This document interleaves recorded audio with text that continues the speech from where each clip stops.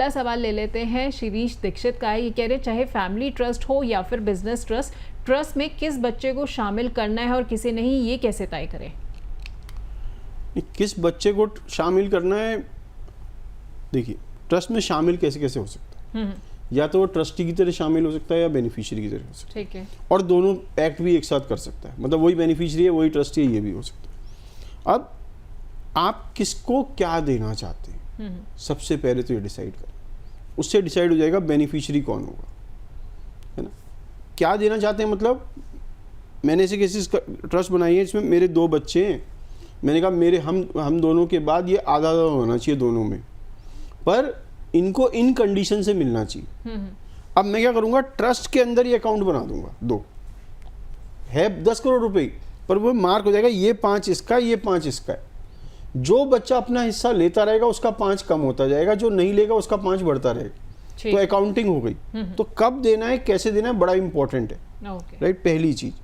अब क्या क्वेश्चन आप रिपीट कर सकते हैं? हाँ, मैं क्वेश्चन आपको दोबारा बता देती हूँ। चाहे फैमिली ट्रस्ट हो या बिजनेस ट्रस्ट, ट्रस्ट में किसे शामिल करना है, किसे नहीं करना, ये कैसे तय करें?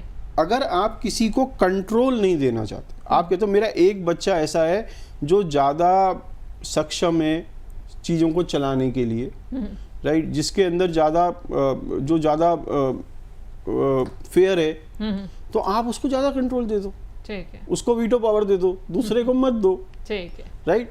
हाँ, बहुत बारी ऐसा होता है कि लोग कहते हैं कि मेरे 3 बच्चे हैं, राइट, एक बच्चा मेरे साथ बिजनेस में अटैच्ड है, बाकी 2 अपने अपना अलग काम कर रहे हैं, मेरे बिजनेस में उनका कोई मतलब नहीं। अब प्रॉब्लम क्या है, मेरी डेथ के बाद अगर मैं इसे प्रॉपर्ली स्ट्रक्चर ना करूं तो मेरे बिजनेस में तीनों का बराबर का अधिकार हो जाएगा, बिल्कुल, राइट। अब बराबर का अधिकार हो जाएगा तो वो 2 बच्चे जो बिजनेस में अटैच नहीं है वो भी इस बिजनेस में इंटरफेयर करने लगेंगे। तो मेरे इस बच्चे को जो मेरे साथ बिजनेस में अटैच है इसको काम करने में प्रॉब्लम आएगी। ट्रस्ट में मैं ओनरशिप और कंट्रोल को अलग कर सकता हूँ, ठीक है। मैं कहता हूँ इस बिजनेस के ओनर तो हम ये 3 हैं, पर चलाएगा यही खाली, ठीक है। और क्योंकि ये इसे चला रहा है और हिस्सा बराबर बट रहा है, तो इसका क्या है, इंसेंटिव खत्म हो जाएगा, भाई अच्छा चलाऊं या बुरा चलाऊं, बट तो तीनों में जाता है। तो मैं उसे इंसेंटिवाइज भी कर सकता हूँ एक्स्ट्रा ट्रस्ट में कि भाई 4 हिस्से होंगे 3 की जगह, और 2 हिस्से इसको मिलेंगे, एक हिस्सा बाकियों को मिल जाएगा, ठीक है। इस तरीके के क्लॉजेज डाल सकता हूँ। आप सोचिए ना, आप क्या कर रहे हैं अपने बाद, जो एक नॉर्मल स्ट्रक्चर में पॉसिबल ही नहीं है जी।